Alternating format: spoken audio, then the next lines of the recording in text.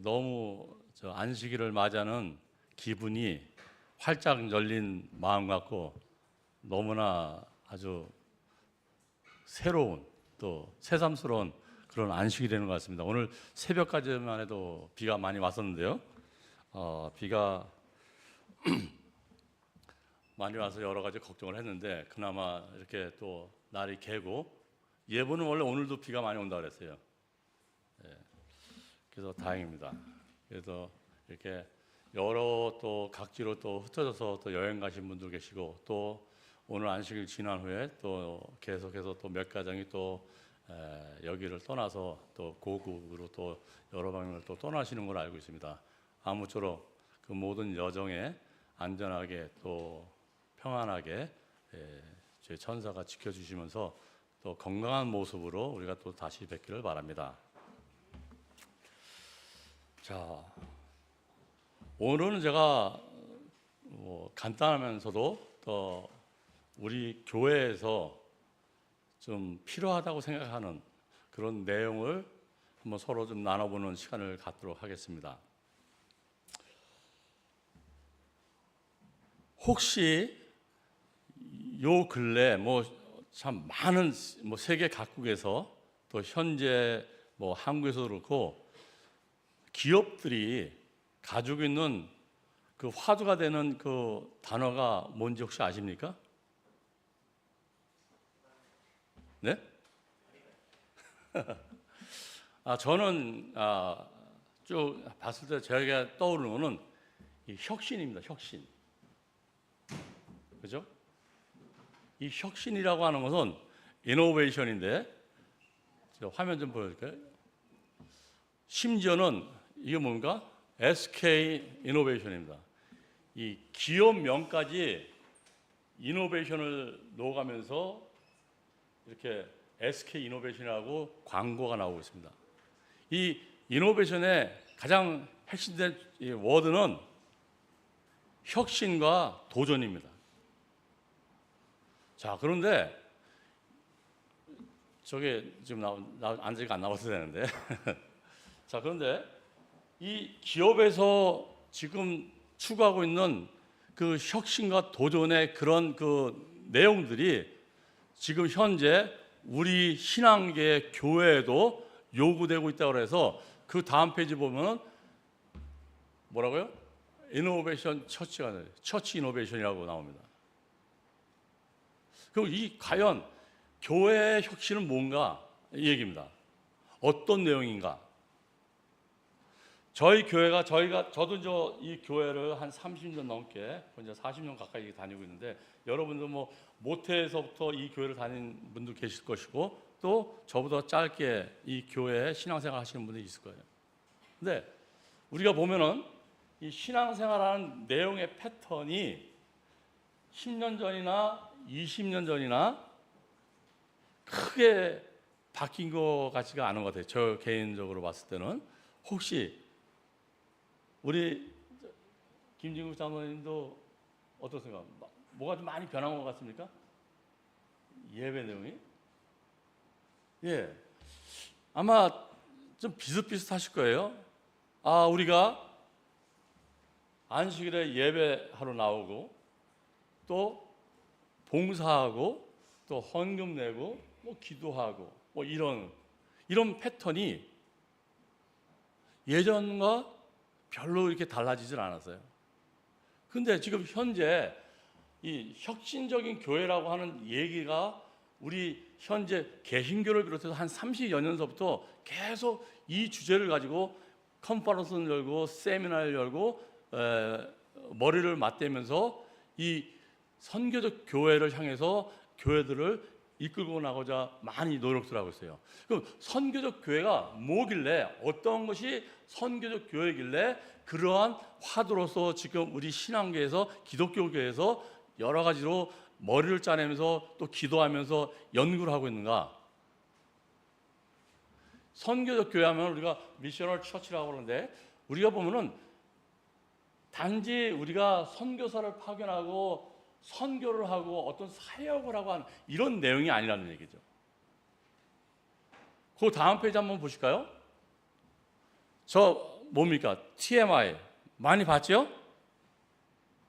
우리 교회에서도 벌써 오래전서부터 저 TMI라고 하는 Total Member Involvement라고 해서 저 TMI라고 해가지고 온 전 교인이 함께 연결돼서 신앙생활 공동체를 만들고자 하는 그런 운동을 지금 하고 있어요. 우리가 지금 교과책에 보면 맨 앞에 펼쳐보면 저 이 얘기가 나옵니다. 회복하라 하면서 Sabbath School Arrive 해가지고 저런 회복 운동을 하고 있어요. 우리 교회에서도. 저것이 지금 바로 다른 교계에서 개신교에서 기독교계에서 얘기하고 있는 선교적 교회예요. 그러면 저런 내용을 지금 우리가 연구하고 지향하고 하는 이것은 저런 내용이 현재 교회에서 신앙생활에서 이루어지고 있지 않기 때문에 저런 운동을 하고 있는 거예요. 거꾸로 얘기하면은 그동안에 목회자 중심으로 이 교회가 관리형으로 시스템 하에서 프로그램 하에서 그동안 여러 가지 행사를 하면서 또 그런 프로그램을 통해서 교회에 오도록 만들었어요. 70년대만 해도 한 80년대만 해도 부흥회를 많이 했습니다. 부흥 강사를 모셔가지고 많이 했어요. 근데 그 결과가 어떻습니까? 그 부흥회 끝나면 한 며칠 지나면 또 다시 원점이에요. 아마 여기 연세 많으신 어르신들은 많이 기억할 거예요. 여기도 교회 열기 전에 34년 전에 교회 열고 첫 번째로 한 것이 뭐냐면 홍명관 목사님 모셔다가 다니엘 그 예언 계시록을 세미나를 했었어요. 그리고 그 뒤로 수많은 강사님들이 오셔가지고 세미나를 했었어요.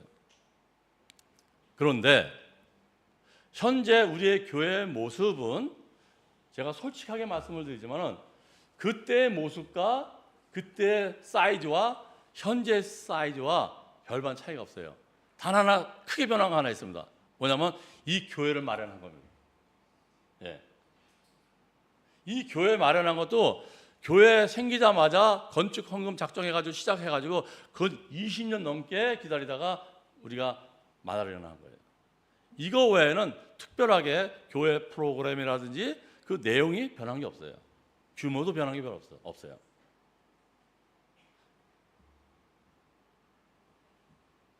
그러면 우리의 예배가 우리가 신앙생활 하는 것이 교회에 와서 안식일에 예배 보고 또 헌금 내고 지금 이렇게 말씀 듣고 또 봉사하고 이게 전부 다입니까?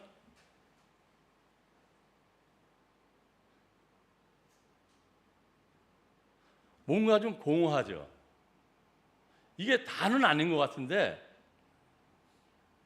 하긴 했는데 뭔가 좀 공허한 내용이 있어요.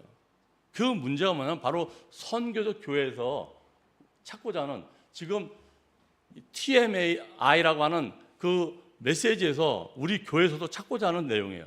전 교인이 다 같이 인볼브 돼서 움직이자 하는 거예요. 전 교인이 다 같이 살아야 된다는 얘기죠. 요한복음 15장 보면은 포도나무 비유가 있습니다. 여러분이 다 잘 아세요. 참된 포도나무가 있고요. 가지가 있고, 그래서 그 포도나무 가지를 통해서 뭐가 열리죠? 열매가 열리죠? 그죠? 열매가 열려요. 그러면 참된 포도나무는 예수님입니다. 예수님. 그리고 이 가지는 우리예요. 근데 이 가지는 저도 될 수 있고 여러분도 될 수 있고 장로나 목사나 집사님이나 다 똑같이 가지입니다. 잔가지예요. 이 포도나무에 비해서 보면. 그러나 그동안에 우리는 혹시 목사님을 통해서만 말씀을 받고 은혜를 받고 그러지는 않았는가? 목사님만, 목회자를만 의지하면서 신앙생활을 하지 않았나? 지금 우리 교회를 보면은 여러분도 아시겠지만 너무 조용합니다. 그리고 안식일 예배 끝나고 나서는 서로 어느 가정에 어느 개인의 어떤 기도 제목이 있는지 이런 거 잘 컨택이 잘 안 돼요. 나중에 알게 되고 연결이 잘 안 되는 그런 느낌을 받습니다. 저만 그런가요? 저는 오늘 우리의 교회 사정을 어떤 부정적으로 비관하고자 하는 얘기가 아니라 이 혁신이라는 화두로 우리 교회를 다시 한번 보면 선교적인 교회라고 하는 관점에서 다시 보면은 교회의 창을 통해서만 우리가 선교를 보는 것이 아니라 우리의 삶 통해서도 이 선교의 관점으로 봐야 된다는 얘기죠. 이 주제가 바로 우리 이 TMI라고 하는 Total Member Involvement이라고 하는 그 인볼브먼트라고 하는 그 사상과 똑같은 얘기예요. 그럼 우리 각각 개인은 이 안식일 예배가 끝나고 이 교회문을 나갔을 때 나가고 나서는 어떻게 되느냐 얘기입니다. 어떻게? 우리의 신앙생활이 단지 안식일 이 하루만 이 예배를 드리고 참석하는 거로 이 끝이냐 얘기죠. 그러나 분명히 성경에서는 우리의 삶 전체가 예배 삶이 되어야 된다고 가르치고 있어요. 로마서 12장 1절에서 2절에 보면 사도 바울이 너희의 몸을 거룩한 산 제사로 드리라. 그것이 바로 하나님께서 받으시는 영적 예배라고 가르치고 있어요. 그래서 우리는 이 선교적 교회의 관점에서 보는 우리에게 요구되는 사항은 뭐냐면은 교회에서 우리가 예배를 끝나고 나가면 바로 세상 예배를 우리가 또 시작해야 된다는 얘기예요.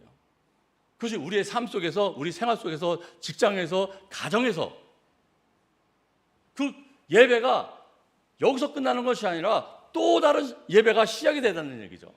목사님에게 의지하는 그런 예배가 아니라, 장로에게 의지하는 예배가 아니라 우리 각자 스스로가 하나님과의 관계 속에서, 삶 속에서 관계를 맺어야 된다는 얘기죠. 우리가 진정 하나님과의 관계 속에서 살아있는 관계를 지금 맺고 계십니까? 이게 제일 큰 의문점이에요. 우리에게 큰 도전입니다.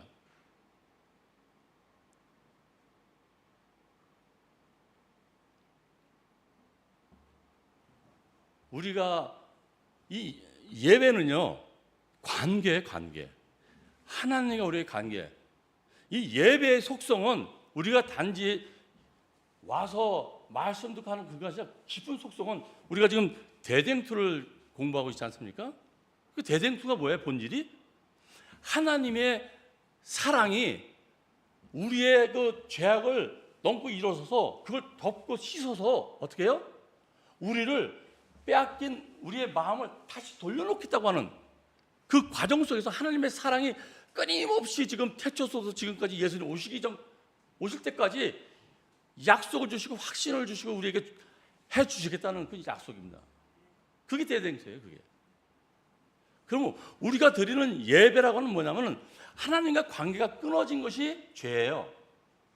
그 죄를 하나님께서 연결시키고자 언약을 주셨고 성소를 주셨고 약속을 주셔가지고 예수님께서 오신 거예요. 그 그림이 다 예수님의 생애 아닙니까, 성소가? 그래서 구약시대 때 그 많은 이스라엘 백성들이 많은 절기 제사를 드리면서도 날마다 꺼지지 않는 제단을 지켜나갔다는 거 아닙니까? 타미드라고 그러죠. 상번제를 드렸다는 거예요. 아침 저녁으로 제사를 지냈다고 하는 것은 아침 저녁으로 하루 종일 하나님과의 관계 속에서 떠나지 않고 그 관계 속에서 모든 문제를 해결해 나갔다는 거예요. 그 관계가 예배고 제사고 그 관계를 통해서 우리가 비록 죄로 죽은 목숨이지만은 하나님의 은혜로 관계 속에서 새 생명을 얻고 회복이 되고 나아갈 수 있었다는 거죠. 그러나 그것이 우리가 잘못으로 율법적으로 잘못 빠져서 그런 오류가 생겨서 실패를 했죠, 이스라엘 백성들이. 그럼 현재 우리는 어떻게 안식일 예배 보는 데서 끝나고서 교회 문 나갔을 때 어떻게 우리가 우리의 몸을 거룩한 산제사로 하나님께 영적 예배를 드릴 수 있느냐 이거예요. 그거는 성경에서 얘기한 건 확실히 예수 그리스도께서 죄 없이 예수 그리스도 하나님께서 우리의 죄를 사하시고 십자가에 돌아가시고 다시 부활하셔서 생명을 우리에게 주셨다고 성경에서 얘기하고 있어요. 그 내용을 우리가 아침마다 또 하루에 직장이나 삶 속에서 말씀을 붙잡고 기도하면서 데살로니가 전서에 뭐라고 그랬어요? 5장 16절에 항상 기뻐하라. 그 다음에 쉬지 말고 기도하라. 그리고 또 다음에 뭐예요? 범사에 감사하라. 이것이 예수 그리스도 안에서 너희를 향한 뭐라고요? 하나님의 뜻이라고 그랬단 말이에요. 그러면 이 하나님의 뜻을 우리가 여기에서 실현한다고 해서 말씀만 보고 가르침을 받고서 하는 이게 또 하나 잘못된 게 있어요. 우리가 한문을 보면 교회가 가르칠 교자예요. 근데 그것도 맞아요. 배워야죠. 알아야죠. 근데 친교할 교자, 교회 어떻게 보면 성경적으로 그게 더 맞습니다. 근데 우리는 특히 우리 재림교회는 너무나 많이 성경에 대해서 알아요. 또 이 교과 공부를 비롯해서 많이 봐요. 또 현재 얼마나 많은 좋은 콘텐츠가 많습니까? 배우는 건요, 교회에서 안 배워도 목사님 설교 이상으로 좋은 고급적인 설교들이 둥둥둥둥 떠다녀요. 여러분도 아시잖아요? 유튜브에 들어가면은 어마어마한 무시합니다. 근데 그런 많은 콘텐츠가 있어가지고 설교 말씀이고 좋은 말씀인데 배우는데 뭐가 안 되느냐요? 뭐가 안 되냐? 이유가 뭐냐 이게 이유가. 네? 이 교회는요 지식을 쌓고 성경 지식을 쌓고 배우면서 말해요. 아는 것만 많아지는 이 바리새인을 양성하는 그런 기관이 아닙니다. 맞습니까? 이 선교라는 관점에서 이 선교라는 이런 정신이 이런 사명이 없으면은요 그냥 일이에요. 우리가 직분을 받고 교회 일을 하죠. 또 봉사를 합니다. 하는데도 그 가운데서 우리가 이 선교적인 관점이 없이 하나님과의 관계 속에서 살아있는 관계를 안 맺고서 교회 봉사하고 뭐 일을 하다 보면요 그게 하나님을 위한 사회가 아니라 그냥 일이에요. 일 자체예요. 그냥 일입니다. 그러니까는 무슨 일이에요? 나를 나타내는 일이 될 수가 있어요. 그러니까는 찔림을 받으면 화가 나고 폭발하고 원망하고 손 놓게 되고 저도 그런 경험이 많아요. 예전에 안 하죠. 그런데 이 포도나무의 비유에서 보면은 거꾸로 얘기를 하면은 다시 이제 바꿔서 얘기를 하면 참 포도나무는 누구죠? 예수 그리스도라 그래요. 가지는 우리예요. 큰 가지가 이 교회가 될 수 있어요. 이 교회라고 하는 우리가 모이는 이 교회 큰 가지가 될 수 있어요. 그러면 포도송이 보면은 한 포도송이에 보면은 뭐 수십 개씩 달려 있죠. 거기 보면 잔가지가 많습니다. 포도를 다 뜯어내면은 그런 우리가 잔가지일 수가 있어요. 근데 그 포도나무의 가지를 통해서 그러면 뭐가 열리는 거죠? 열매가 열리는 거예요. 포도가 열리게 돼요. 포도가. 거기서 요한복음에서 주는 핵심이 뭐냐면 우리가 하나님과의 산 관계를 맺었을 때 우리는 포도나무 가지에 관계를 맺고 그냥 붙어만 있는데 그 열매는 말이에요. 참 포도나무에 뭘 열려요? 포도를 열려요. 포도가 뭐예요? 그리스도.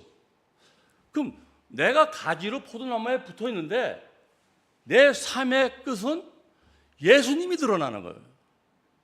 근데 이게 끊어지게 되면은 드러나는 게 뭐가 드러나요? 내가 드러나는 거예요. 잘 생각해 보세요. 이 교회에 우리가 직분을 맡고 교회에 봉사한다고 그랬을 때 과연 우리가 항상 예배 끝나고 나가서 우리의 삶 속에서 살아있는 하나님의 이 가지, 참 포도나무와 가지 관계로 형성돼서 내 삶의 끝이 날마다 내가 포도나무를, 예수 그리스도를 드러내는 삶을 살고 있는가? 여기 된 인식에 이 패러다임이 자체가 바뀌질 않으면은 이 교회는요, 아까 얘기한 대로 혁신적인 그런 교회가 될 수가 없고, 하나님께 살아있는 생명을 가진 이런 교회로서 우리가 그걸 전할 수 있는 그런 교회가 될 수가 없어요. 우리가 교회에 와서 예배는 잘하고 있고 우리가 다 지난다고 해도, 저도 참 부끄러운 얘기인데, 제가 한때 한 30여 년 전에 굉장히 뜨거웠었어요. 뜨거워서 말씀을 보고 내가 이거 목회로 나가면 좋겠다, 이런 제가 이런 막 과감한 생각까지 다 잠깐 한 적이 있어요. 안 했지만 뜨거웠던 적이 있었어요. 네. 그런데 거기서 끝났어요. 거기서. 그 뜨거우면은 이 미션을 이 선교적인 교회는 그걸 배우고 깨달아 알아서 제자가 되잖아요. 제자 삼으라고 그랬잖아요. 그 제자 되는 것까지 하는데 이게 사도적인 직분으로 안 나가는 거예요. 사도는 뭐예요? 나가서 전하는 거거든 이게. 예? 근데 다 제자도에서 머물러. 제자도에서. 이게 우리 재림교회 큰 지금 도전입니다. 도전. 새천사의 기별을 어떻게 해요? 가지고 있으라 했어요? 전하라고 해요. 전하라고. 그걸 구구절절 우리가 배우면서 하고 있어도 지금 우리 삶 속에서 우리가 내가 생명을 받아서 전해집니까? 왜 안 전해져요? 그런 열정이 왜 안 나와요? 왜 우리의 신앙이 나만을 위한 신앙, 내 가족만 위한 신앙, 내 성공을 위한 신앙, 왜 이렇게 나라고 하는 개인의 울타리에 머물러 있느냐 이거죠.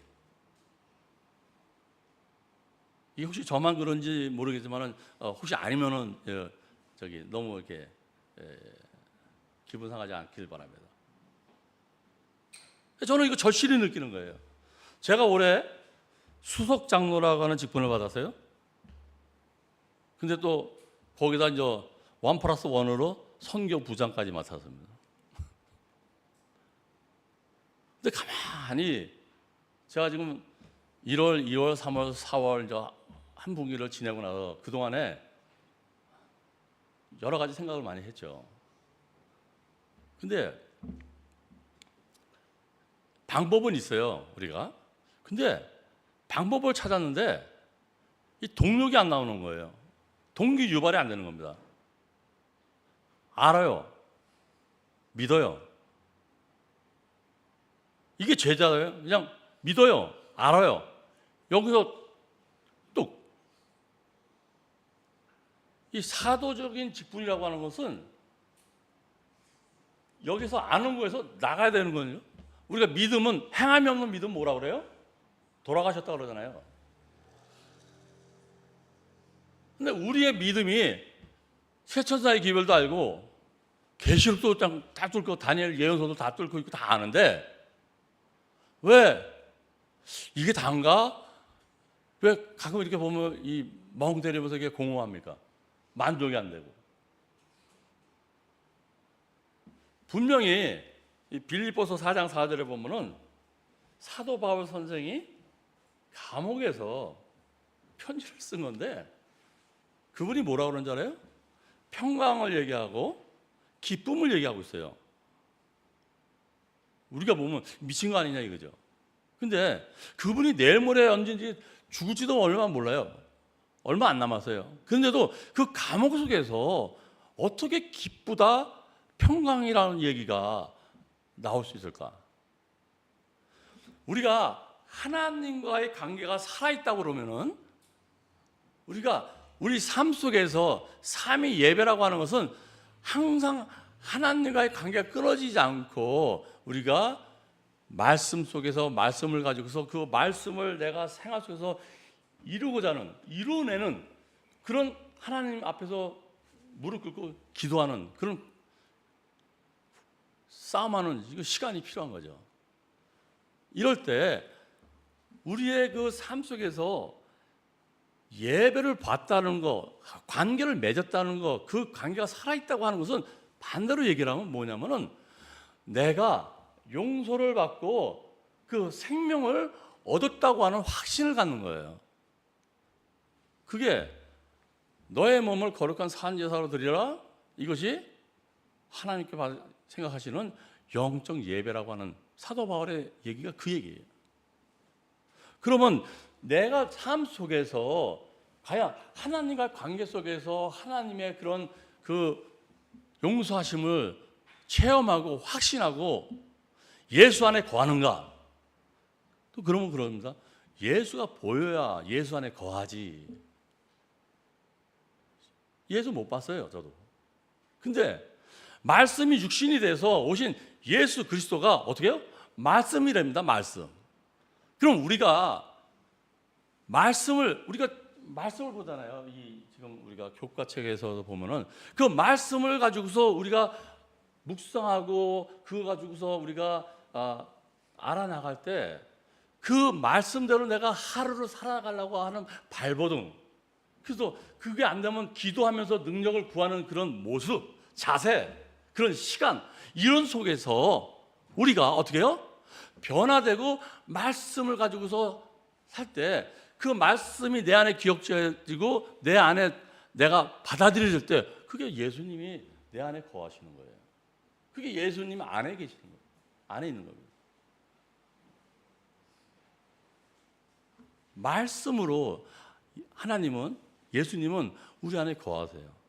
그래서 그 말씀이 살아있다고 하는 것을 히브리서도 얘기하자면 우리의 모든 것을 쪼개고 가리키고 말해요. 올바르게 나갔으면 골수까지 쪼갠다고 그러지 않습니까? 그런 변화를 경험하는 거예요. 이럴 때 그것을 경험할 때 우리는 어떻게 해요? 빌립보서 4장 4절에서도 얘기 나온 것처럼 평안을 얘기할 수고 우리가 기쁨을 감출 수가 없는 거예요. 그래서 선교적 교회의 핵심은 뭐냐? 우리가 살아서 하나님과의 관계를 맺고 살아있는 산제사를 드리고 삶 속에서 예배를 드리는 우리 존재가 됐을 때 기쁘다 이게 감사가 넘친다 이게. 아까 말씀드렸죠? 항상 기도하면서 감사하면서 그죠? 기쁨을 얘기할 수 있는 거예요. 그래서 이거는 저절로 기뻐서 누가 시켜서가 아니라 저절로 내가 느껴서 감격 나와서 하나님의 말씀을 전하지 않고는 배길 수가 없는 그런 마음의 상태가 되는 거예요. 제자들이 사도행전에 보면은 4장 8절인가요? 보면은 무슨 얘기가 나오면 사람들이 흩어져 두루 다니며 말씀을 전할세 이 단어가 나옵니다.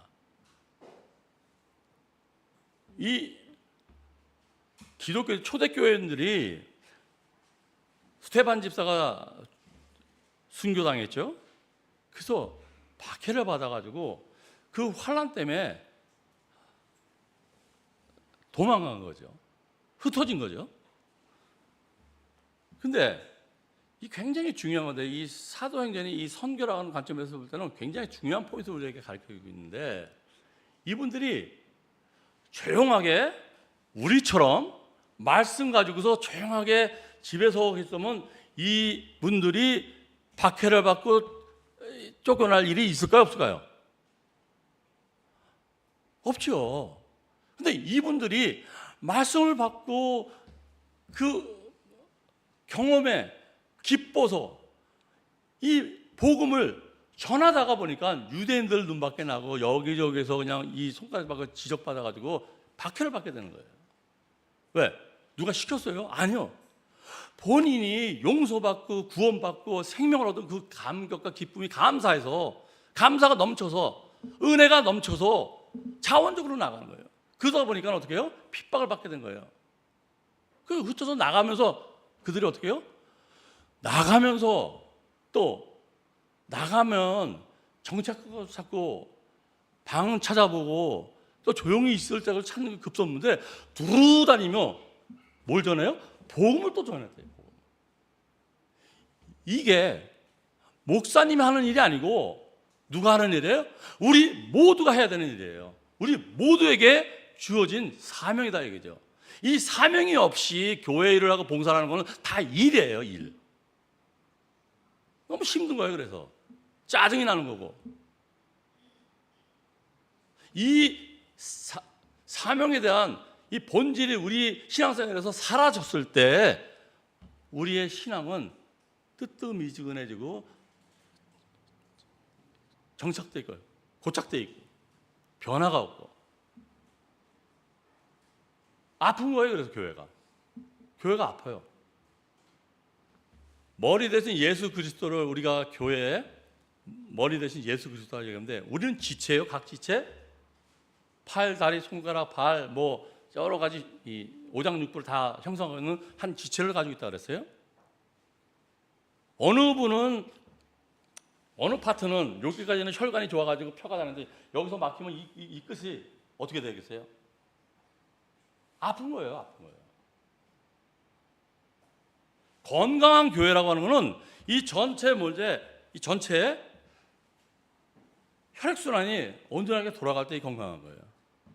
근데 한 곳이 막히면은, 근데 우리는 이 막혀가지고 아프면요, 너의 아픔이라고만 생각해요. 왜?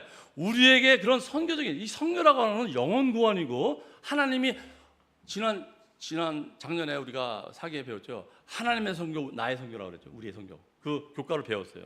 거기서 뭐냐면, 하나님께서 우리를 찾아오셔서 함께 하시고, 하나 되시고, 그죠? 죽기까지 복종하시면서 또 재림까지 약속해 주셔서 영원한 복음을 우리에게 주신. 그러니까 선교의 주체는 우리가 아니고 하나님이세요. 그래서 포도나무의 비유처럼 우리는 그저 매달려 있고 통로로서만 사는데 매달려만 있었는데 우리 마음을 하나님께 붙여놓고만 있었는데 결과는 예수 그리스도의 삶이 드러나는 거예요. 이게 얼마나 하나님의 은혜입니까? 근데 이것이 우리가 막혀 있어요. 막혀 있어. 근데 막혀 있는데 이것이 다 연결되어 있으면은 이 아픔이 나의 아픔이 되고 또 나의 아픔이 또 상대방의 아픔이 돼야 돼서 서로 도와주고 서로 기도해 주면서 풀어나가야 되는데 나의 신앙이 막혀 있다 보니까 나의 신앙, 나의 성공, 나의 어떤 그런 건강, 안전 이런 거에만 우리가 매몰되어 있고 거기에 멈춰 있다 보니까 저건 남의 일이 되는 거예요. 남의 일이 어떻게 돼요? 전체적으로 이 몸이 아파요. 몸이 아프면 어떻게 해요? 예수님이 두통이 생기시죠. 그래서 우리 이 교회라고는 이 선교 공동체라고 하는 것은 어느 한 사람이 잘 돼서 되는 것이 아니고 어느 목사님만 잘해서 말씀만 만나게 되는 것이 아니라 우리 전체가 전 교인이 인벌브돼서 함께 생명을 가지고서 살아있는 이 공동체, 신앙 공동체가 돼야 건강한 교회가 될 것이고 우리가 교회 많은 신자가 돼서 교회 빌딩이 커서 좋은 교회가 아니라는 얘기예요. 지금은 이러한 우리의 그 관점이 바뀌어서 우리 스스로가 자각해서 하나님과 살아있는 관계가 개선이 되고 그것이 확립되고 이어져 나갈 때 이 교회는 비로소 어떻게 해요? 이 교회를 넘어서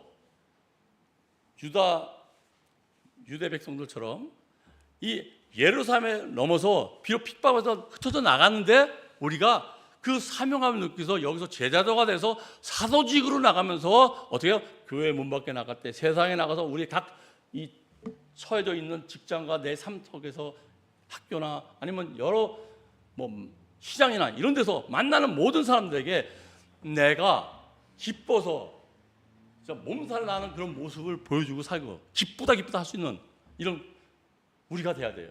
그럴 때 그 사람들 우리를 보고 저 안에 누가 있길래 뭐를 믿길래 저 사람은 볼 때마다 싱글벙글하냐 이게 우리의 삶에서 보여주는 거예요. 그게 살아있는 전도고 선교입니다. 이게 우리 교회에서 지금 해야 될 가장 시급한 문제가 아닌가 저는 그렇게 생각을 해요. 그래서 제가 선교회장을 맡고서 가만히 생각해보니까 예전처럼 선교 계획을 짜서 뭐 합시다, 뭐 전도회 합시다. 이거는 그냥 구호예요, 구호. 그건 프로그램입니다. 선교적 교회에서 얘기하는 것은 이런 프로그램이 아니에요. 살아있는 관계를 회복하는 거예요. TMI가 바로 그거죠. 그래서 저는 우리 모두가 이거는 교회를 위한 것도 아닙니다. 이 교회를 위한 것도 아니고 먼저 나를 위한 거예요. 이것이 내가 살아서 우리가 그러한 살아있는 생명의 이 연합 신앙 공동체가 될 때 비로소 하나님께서는 어떻게 해요? 가지가 제대로 된 우리를 통해서 하나님을 드러내시는 그런 사역을, 우리 미션을 수행하실 수가 있어요. 그래서 하나님이 우리를 통해서 일을 하신다는 개념이 바로 그거예요. 우리가 막혀 있으면 하나님이 일을 못 하세요. 우리가 다른 데 가지가 다른 줄기에 붙어 있으면 그 포도나무가 안 열리고 다른 열매가 열리겠죠. 우리의 그 마음의 우선순위가, 서열이 날마다 어떻게 되는지를 우리가 한번 되돌아보시길 바랍니다. 교회는 다니는데, 내가 제7의 안식 예수 재림 교인인데 나의 신앙 속에서 날마다 아침에 눈 뜨면은 내 마음에 딱 와닿는 삶의 우선순위가 뭐로 지금 스크린으로 딱 여기 보이는지. 그리고 이거는 구약 시대 때 이스라엘 백성들이 했듯이 날마다 해야 돼요. 날마다. 왜? 우리가 죄인이기 때문에. 예수님 오시기 전까지요. 지금 예수님께서는요, 지금 돌아가셔가지고 살아나셔서 어떻게 지금 어디 계세요? 지성소에서 우리를 위해서 중보하고 계신대요. 하나님이 지금도 쉬지 않고 우리를 위해서, 나를 지켜주고 살려내시겠다고 중보하고 계시는데, 그 나와 상관없는 삶을 여기서 하시게 되면 얼마나 우리가 하나님이 아까 우리가 교과 시간에 잠깐 얘기했지만은 우리의 몸값 값어치가, 밸류가 그냥 뭐 몇십만 불, 몇백만 불이 아니라 예수 그리스도예요. 예수 그리스도가 우리의 빚을 갚으려고 돌아가셔가지고 우리를 살려내신 거 아니에요.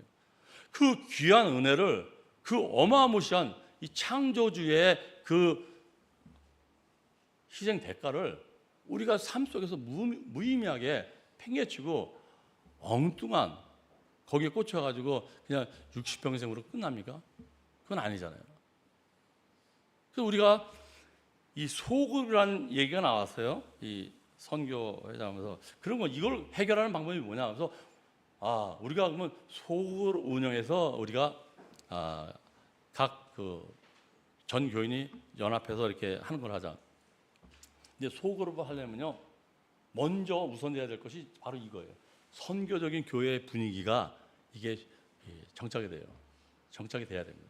그래서 저는 여러분에게 이걸 하나 권하고 마치겠습니다.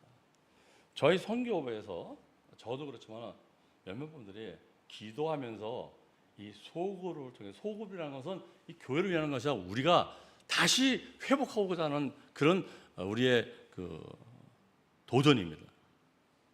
그냥 구역반, 예전에 구역반에서 뭐 이렇게 짜놓고서 그냥 알아서 하라가 아니라 진정 그런 필요성을 우리가 각성하고 느끼고 내가 하나님과 상관계를 맺어야 되겠다는 그런 열정과 그런 사명을 가지고서 우리가 소그룹을 한번 만들어 보았으면 어떤가 하는 그런 제안을 드립니다. 그래서 앞으로 이 소그룹 하려면 우리가 모두가 다 리더가 돼야 돼요. 그리고 리더십을 가지고서 우리가 소그룹을 운영해야 됩니다. 그래서 그런 분들을 우리가 같이 만나서 함께 기도하면서 계속 말씀을 붙잡고서 말씀이 내 안에서 이루어지는 그런 삶을 위해서 우리가 격렬하게 그냥 강력하게 한번 나가보려고 합니다. 필요하지 않습니까?